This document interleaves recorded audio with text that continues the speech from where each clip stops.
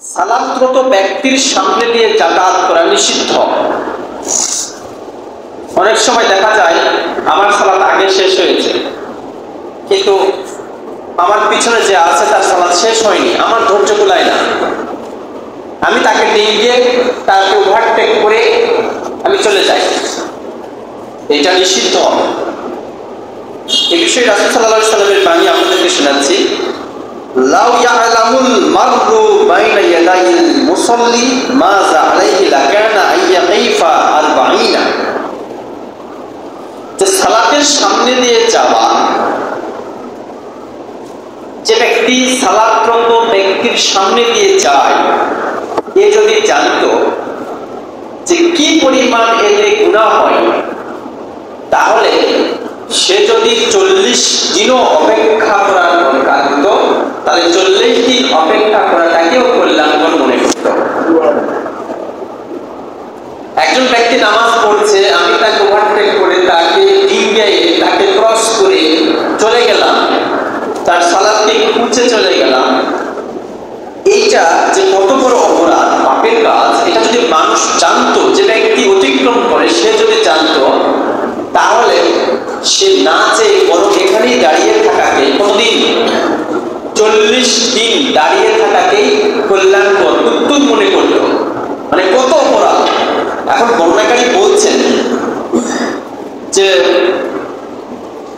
লা আদরি, আমার মনে নেই, পালা 40, রাসূল সাল্লাল্লাহু আলাইহি ওয়াসাল্লাম কি 40 দিনের কথা বলেছেন? 40 ইয়াওমান, 40 দিনের কথা বলছেন নাকি আও 40 শাহরান, নাকি 40 মাসের কথা বলেছেন, আও 40 সানাতান, যে 40 বছরের কথা বলেছেন? আমার মনে নেই। সেটা 40 দিনও হতে পারে, 40 মাসও হতে পারে, আবার 40 বছরও হতে পারে।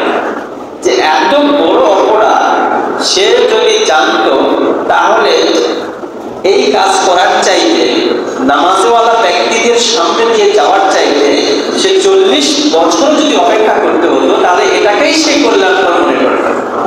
একবার চিন্তা করে দেখেন এই কাজটা কত বড় অপরাধের কাজ। আপনার আমার অবস্থা তো এরকম, এত ধৈর্য কম আমাদের, যে মনে হচ্ছে যে আমি এখান থেকে বের হতে পারলে রাজি। মানে মুরগির ঘরের মধ্যে ঢুকে আছে। মুরগি যেখানে রাতের বেলাতে থাকে ওটাকে কি বলেন আপনারা? আমরা তো ঘোড়া বলি।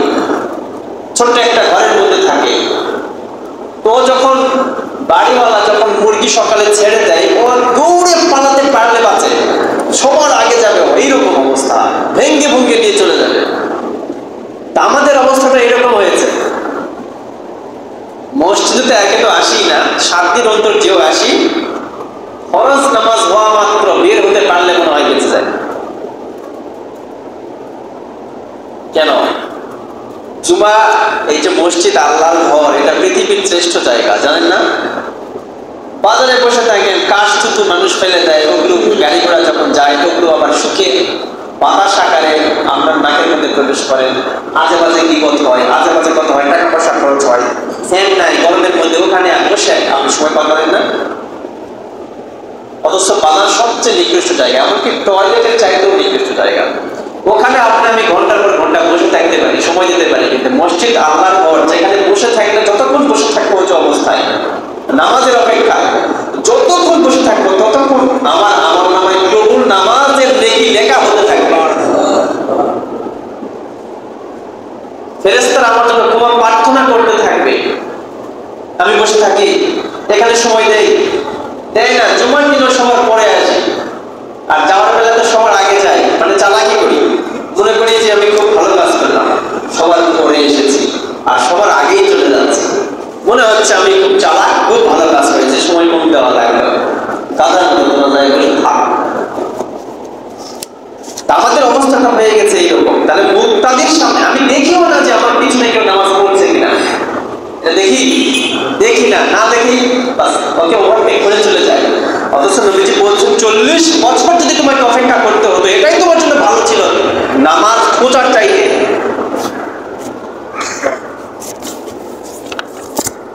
আজকের পর থেকে এই ধরনের কাজ আর করবেন না, ভুলেও করবেন না। 40 মিনিটই আপনি অপেক্ষা করতে পারবেন না। 40 বছর তো ব্যক্তিদের কথা, 40 মিনিটই থাকতে পারেন না। 40 সেকেন্ডই থাকতে পারি না আমি, মনে হয় যে কখন বের হতে পারলে বাঁচে, এতক্ষণ শেষ হয় না। কি করেন? আরে ভাই দেখছি নামাজ পড়ছি, একটু বসি না কেন? বসি, ও পড়ুন, ধীরে সুস্থে পড়ুন, আপনার আমার কারণে তাকে সংক্ষিপ্ত